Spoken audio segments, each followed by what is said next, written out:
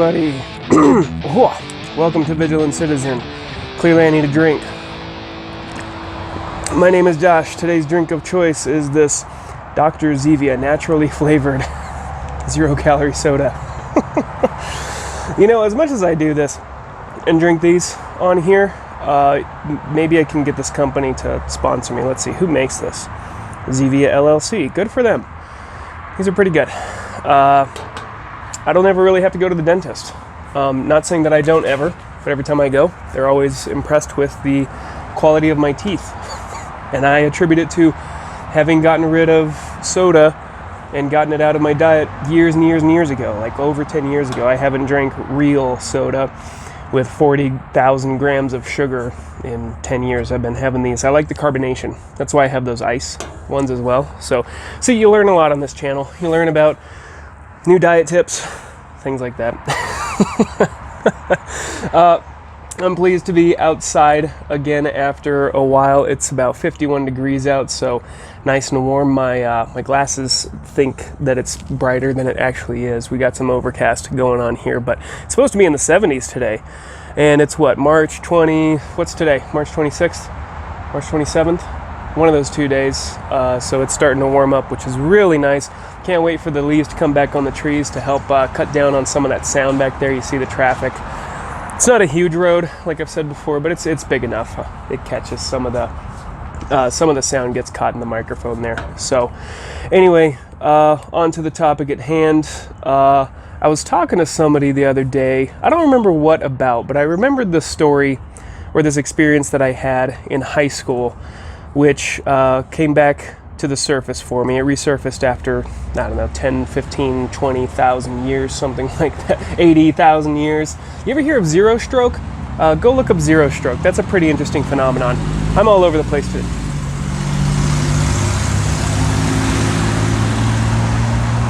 Noise ordinance.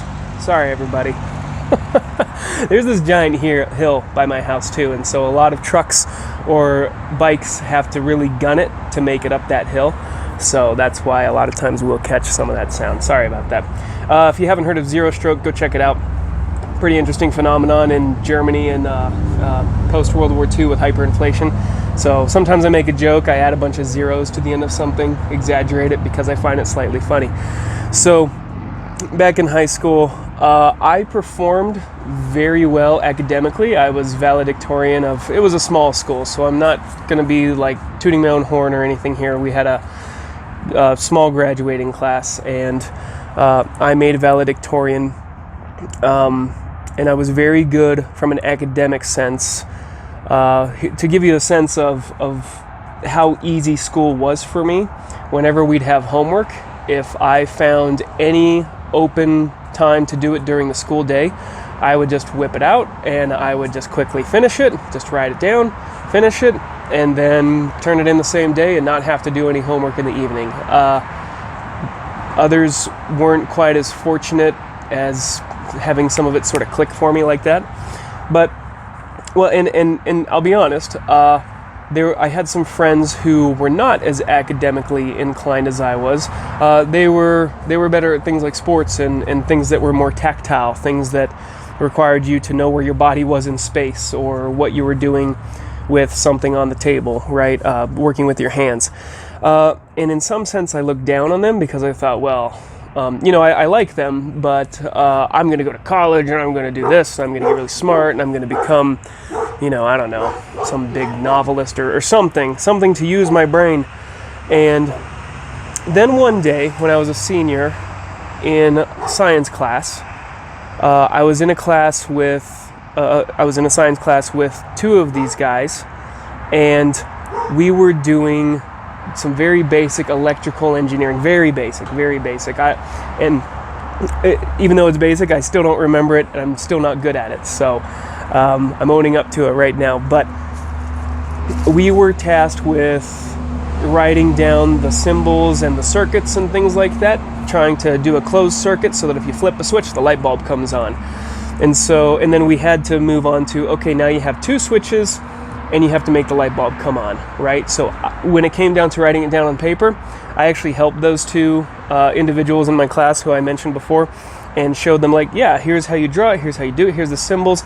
And then the teacher brought out a bunch of materials, light bulbs, wires, light switches, and said, okay, now build the two that you've done. And I struggled with building the very first one, just having one light switch turn on a light bulb, but I got it. And then it came to the part where we had to have two light switches controlling one light bulb, and I really struggled and I couldn't quite get it. But the two guys who were not academically inclined, who could not do things well on paper, whipped it up like that. They came in and they're like, oh yeah, you just got to put this wire over here, put this over here, you got to twist these two together, and you actually have to make two here, and then you just put them in, and then pong, pong, pong, pong, the light bulb's on. And my light bulb above my head was firmly set to the off position. So that was kind of a striking moment for me as, I don't know, 16-year-old, 17-year-old. How old are you when you're a senior? I think I was 17. I was born early, so I went in earlier. And that was kind of a striking moment for me, is that, you know, these guys are actually smart. And in many cases, they're actually smarter than me, and a lot smarter than me. And now, oh, you know what? I'm glad I'm talking about this. Let me bring this up. Okay, one of these guys, this is going to be a little crude, but bear with me. One of these guys was kind of a ladies' man. He was well known throughout the high school for dating around a lot, and even for other schools, because we had small schools, so we would, you know, we cross-pollinate or whatever you want to say. And he was well known for this.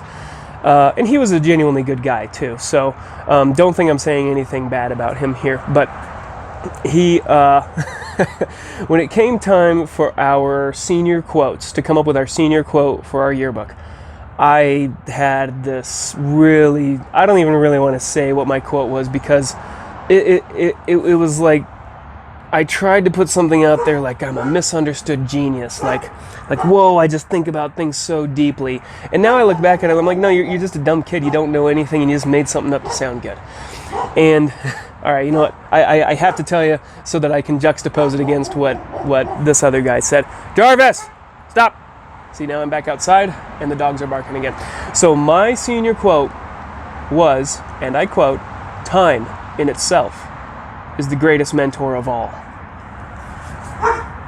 Whoa.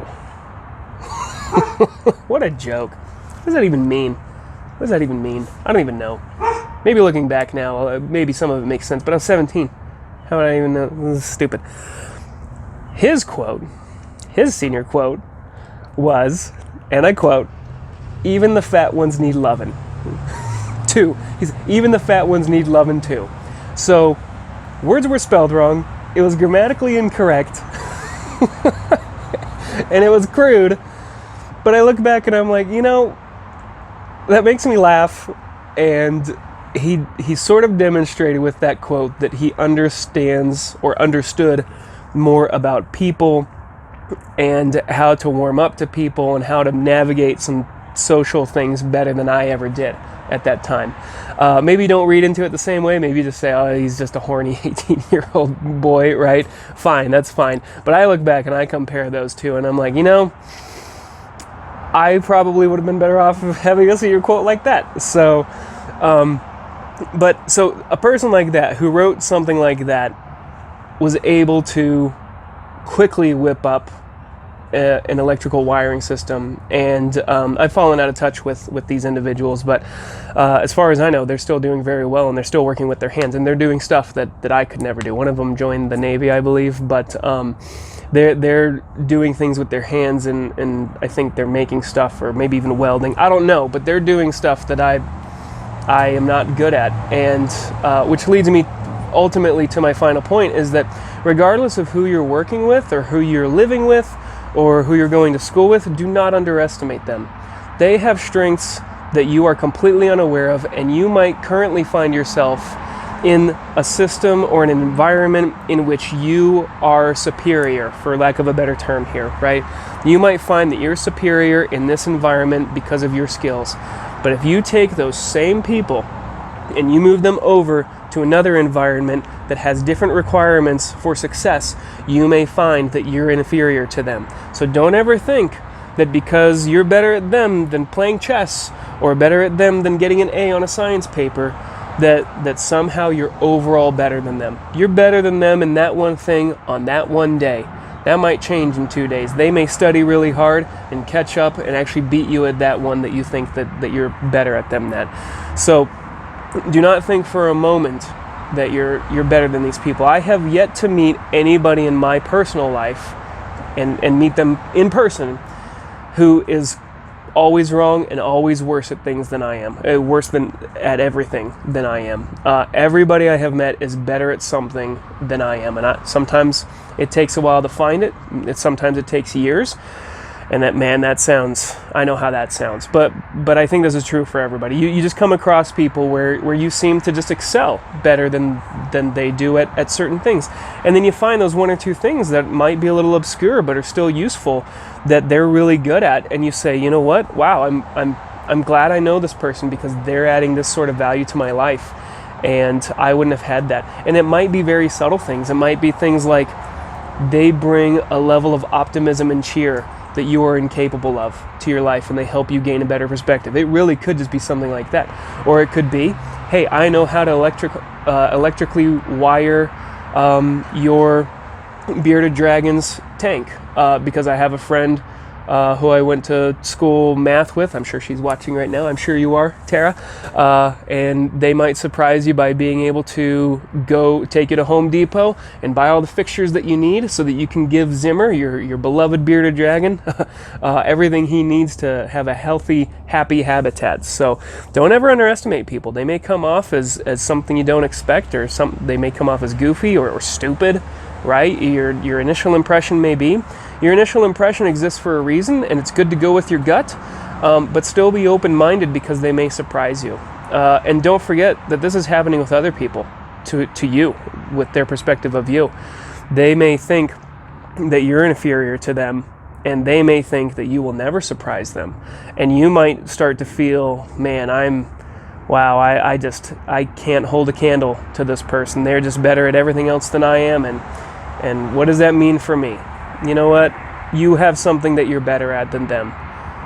You do. And you may not know what it is. They certainly don't know what it is. But one day it might come out, and one day it may not. At least not in front of them. You may look back 20 years later and say, oh, you know what? They had this over here, but I had these things, and that was really going well for me. And so I was comparing apples to oranges, and I need to focus on what I'm doing well and what works well for me, and not be so concerned with comparing myself to what they're doing, unless I think that I can, you should compare in some sense to make yourself better, right? But not in a way that's hostile or combative or overly competitive in a way that hurts you or hurts them, right? So don't be underestimated, or don't underestimate people, especially if you're going up to compete with them, say like a basketball tournament or something like that, jiu-jitsu or whatever. When you step in the ring, or if you're vying for a promotion and there's only one spot and there's 3 candidates, or you're going for that other position that has 3 applicants, do not underestimate those other 2. Even if you think that they're the dopiest, silliest people in the world, right? Do not underestimate people's ability to overcome the challenges put in front of them. And that includes you. You might be one of those challenges. So don't underestimate people. Take them. God, Jarvis. I don't know if you can hear that. Jarvis! Sorry, guys. Take them not at face value, but consider who they completely are and everything that they're capable of. And be prepared for it. Be prepared.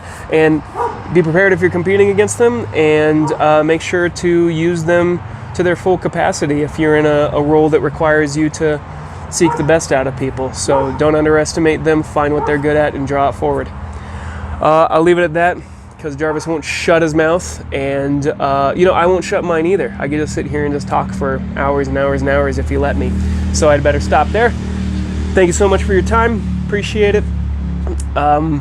Feel free to drop a comment below, send an email. The email address is below as well. And as always, I appreciate the conversation. Appreciate you taking the time out of your day just to sit in and listen to me ramble and see what I have to say on a most week basis, semi-weekly basis, I suppose. I'm enjoying this. I hope you are too, and look forward to continuing and having you join the conversation. Thanks all. See ya.